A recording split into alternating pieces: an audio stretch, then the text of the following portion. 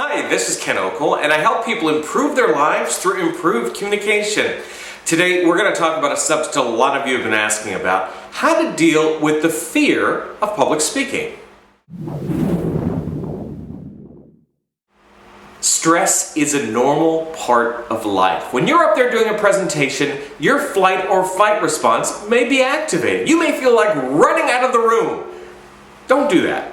Instead, calm down those fears and acknowledge them. Keep in mind that having a bit of stress tells you that you are alive and you care about what you're doing. So realize that you're feeling what comes naturally, you acknowledge the feelings, and you move on. Also, think of it like this scenario. Imagine in one situation that you're being judged on your presentation, and if you don't do a good job, you'll lose your job. That's pretty nerve-wracking. Now imagine that you're doing the presentation with the winning lottery ticket in your pocket. Suddenly, all the pressure's off you. You're going to do a great job because you know you have financial security for the future. See how those two scenarios can change your outlook on a presentation? Keep that in mind.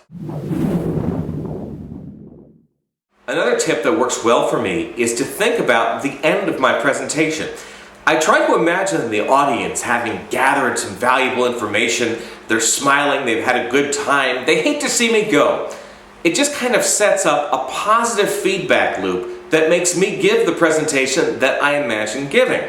Now, if you don't think this works, well, try this once, but not with an audience you really want to impress. Beforehand, imagine them bored, falling to sleep. Suddenly you'll find your energy dropping. So always think about the positive, that yes, I succeeded in my talk. Yes, my audience got something out of it. And yes, they're going to be giving me a lot of applause.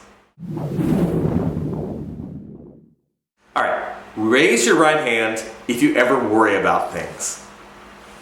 The basic point I want to get across here is prepare for anything to happen, but don't worry about everything happening. For instance, I have an active imagination, and sometimes it can get a little away from me.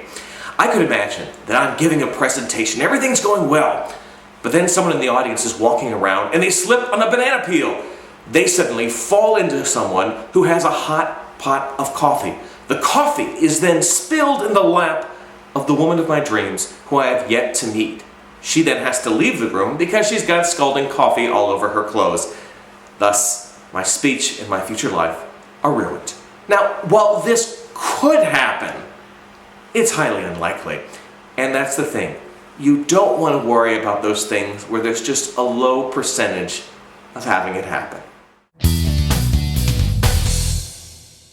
This presentation was based on my article, 3 Tips to Overcome a Fear of Public Speaking. You can learn more about me by going to my website at www.kenokel.com. We'll have more of these tips coming up very soon. For now, I'm Ken Okel. Take care.